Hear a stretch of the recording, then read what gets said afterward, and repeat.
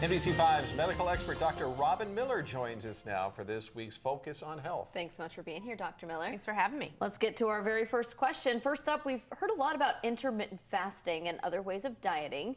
What sorts of eating patterns are correlated with lower body mass?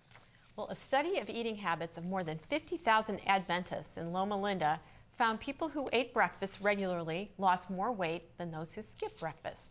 Those who made breakfast their largest meal of the day experienced the largest decrease in body mass index. They also found those who skipped dinner altogether had the greatest weight loss. Other healthy BMIs were associated with those who waited 5 to 6 hours between breakfast and lunch and stayed away from snacks.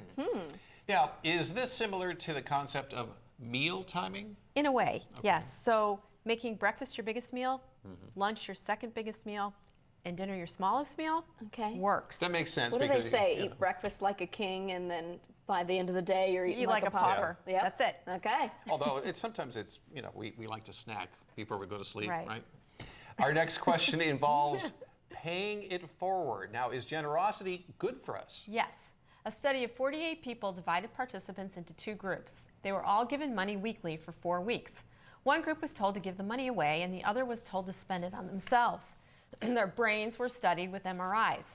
All of those who were generous and gave their money away were happier at the end of the study compared to those who spent the money on themselves.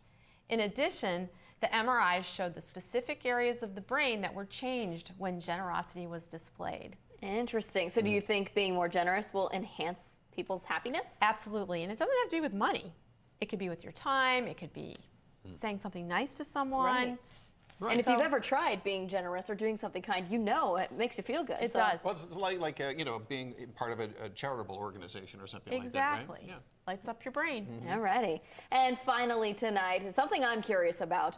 What causes food cravings? Well, there are many things that can cause food cravings. The areas of the brain responsible are for memory, pleasure, and reward.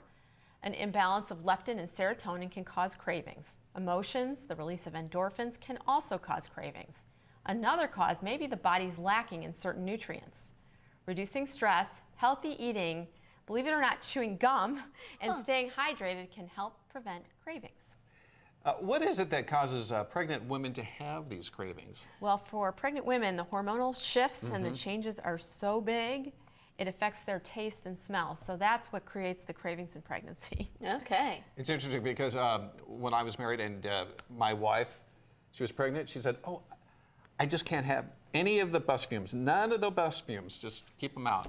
So and otherwise she wouldn't, say anything about it. But when she was pregnant, it's like, so certain things were affected in your Definitely. sentence. Mine was chicken pot pies. I love chicken pot pies. Really? When I was pregnant. All right. Yes, Oh, nice. I just had to have them. And if you have a question for Dr. Robin Miller, you can certainly submit it on our KOBI-TV NBC5 Facebook page. Dr. Miller, thanks so much. Thanks for having me. We'll be right back with more NBC5 News at 6.